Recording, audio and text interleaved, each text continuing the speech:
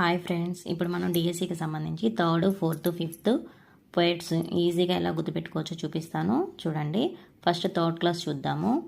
The swing. First poem the స్వింగ్ని ఎవరు రచించారు? Robert Louis Stevenson. Okay, swing, ఇక్కడ స్వింగ్ గుర్తుపెట్టుకోండి. స్వింగ్ ఉయ్యాల మీద, ఇక్కడ ర్యాబిట్, రోబోట్ని ర్యాబిట్ లాగా పెట్టుకోండి. స్వింగ్ మీద ర్యాబిట్ ఉంది. Okay, next the wheels on the bus. The wheels on the బస్ని ఎవరు రాశారు? Wanna Hills. Wheels on the bus. Bus ఎక్కడ పోతుందండి? వన్నా హిల్స్ మీద పోతుంది. Okay, next the moon.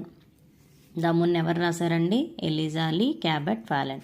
ఇక్కడ మూన్ అనేది ఫాలెన్, మూన్ అనేది కింద పడిపోతుంది అన్నట్టుగా మనము పెట్టుకోవచ్చండి.